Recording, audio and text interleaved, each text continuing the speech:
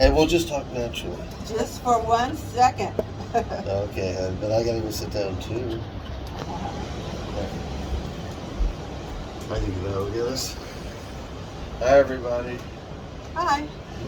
Can you hear the waves? That's just for me. But Right. you can share. Not for me. Nope. Just for me. God made it like this morning just so I could listen to them. I know, it's true. Thank you, Heavenly Father. It's true, hon. It's all you. But anyway, you're saying about Paul and... Yeah, so I was actively listening so I would know what to try and fix for him. And he said from the get-go, I don't like pork, I don't like beef. Wow. I said, what do you like, chicken and fish? He says, yeah.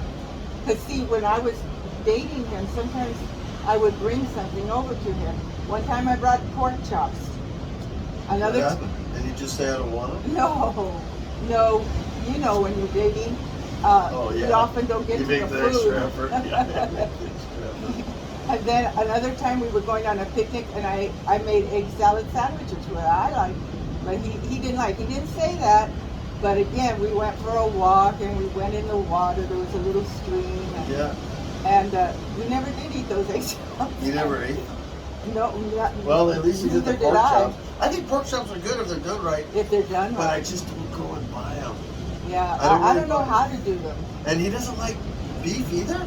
No, he was into that time when beef has a lot of fat and it's bad for your heart. Remember But how fat doesn't hurt you. And I know now we know that, but at Right. that time they were telling you don't eat Yeah. bacon, don't eat ham, don't eat this. They're and always that. doing that. Yeah, They there's said always that about somebody. eggs. Yeah, And eggs are, Jesus recommended eggs to children. yeah. So no, it's usually just a merry-go-round of what's on the bad list for today. Right. So I learned to put my beef recipes away and bring out the chicken, and I have 24 chicken recipes and no beef.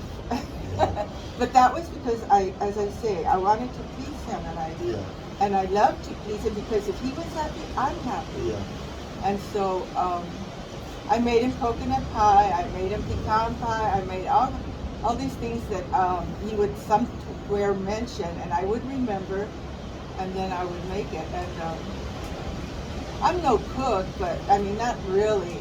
But I can follow a recipe. Yeah, and nobody's let looking it, for come a out. chef, Yeah. I mean, it's harder, it's easier to find a chef than it is to find a man that's reasonable. Yeah. So he appreciated that. One time, I made the decision to try a different seasoning in the rice. Oh. He always liked my rice very much. He did? Mm-hmm. But one time I thought I would try a seasoned salt instead of salt. Huh? And he got so mad. Really? He was funny that way.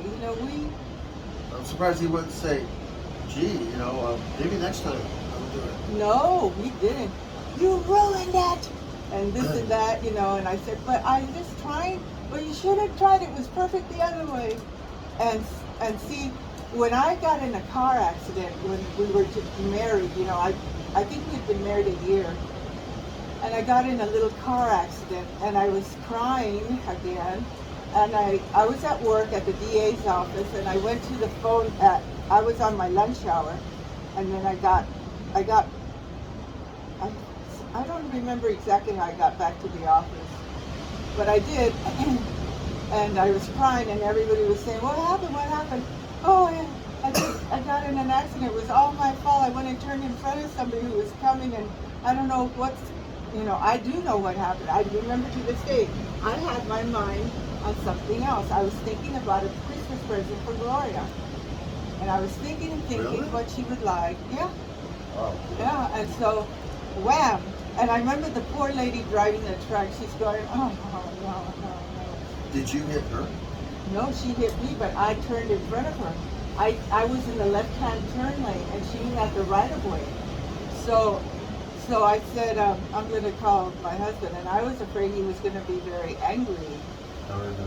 And so I called him, and all he said very calmly was, are you all right? Yep. And I said, yes. He says, Don't worry about I'll pick you up after work. And he hung up. And see, now that I would have thought he would have been angry. Not the rice, but the rice, I don't know what was. Was that later in the marriage when everything Yeah, got touchy? it was later, but no, it was still. The impatience is probably from that. I don't know. I'm guessing. You know. But I remember my girlfriends were all huddled around me. What did he say? Was I all right? And they go, oh, okay. And that's all he wanted to know. Right. And then when I came out after work, he was in the parking lot leaning against the hood of his car with his arms crossed. And he was looking at me, walking to him, and I'm going, you know, I just looking at him, I made me cry all over again. Right. And he said, you look fine, you're all right, I don't care what the car looks like, we can get that fixed. And so I went and showed him the car, wherever it was. I remember we went and looked, and I said, it's right there. And he said, yep, we're going to need a rental. Oh, really? How funny. Well, Joanne and I, we did a lot of that. We took a lot of time, and we used to look after each other that way.